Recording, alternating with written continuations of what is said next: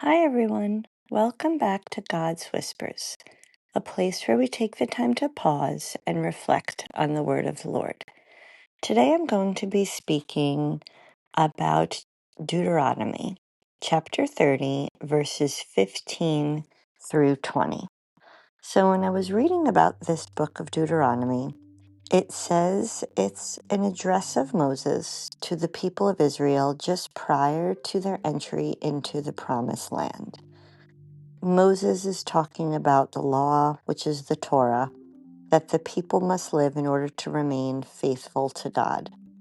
The law challenges the people to reform, to focus their worship, and to become more humane, and just people by caring for the poor and the disadvantaged. This Deuteronomy book greatly influenced other biblical works of Joshua, Judges, the book of Samuel, and the book of Kings.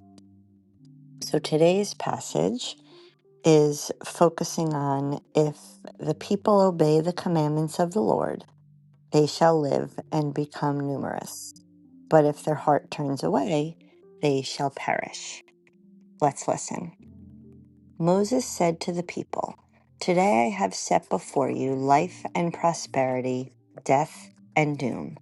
If you obey the commandments of the Lord your God, which I enjoin on you today, loving him and walking in his ways and keeping his commandments, statutes, and decrees, you will live and grow numerous. And the Lord your God will bless you in the land you are entering to occupy. If, however, you turn away your hearts and will not listen, but are led astray and adore and serve other gods, I will tell you now that you will certainly perish. You will not live a long life on the land that you are crossing the Jordan to enter and occupy. I call heaven and earth today to witness against you. I have set before you life and death, the blessing and the curse. Choose life then, that you and your descendants may live by loving the Lord your God, heeding his voice and holding fast to him.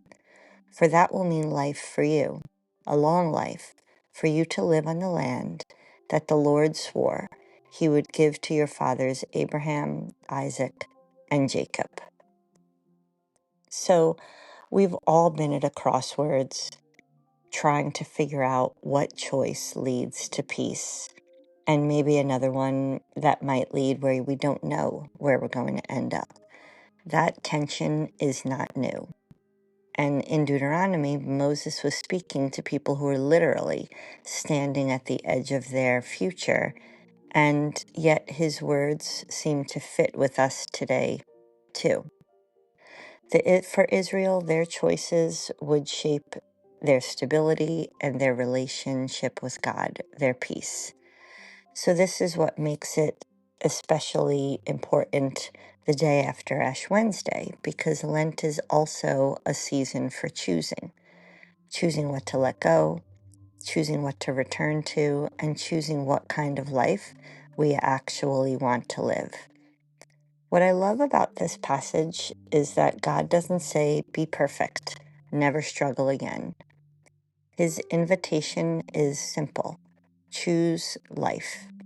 Sometimes choosing life looks big, life-changing directions, but often it's just very small.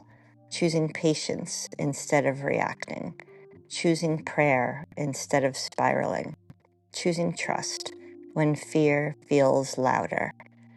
And what's great is that we have the choice again and again and again. So if you're listening today and feel stuck or tired, this reading is not to pressure you, it's an invitation. You don't have to fix everything today.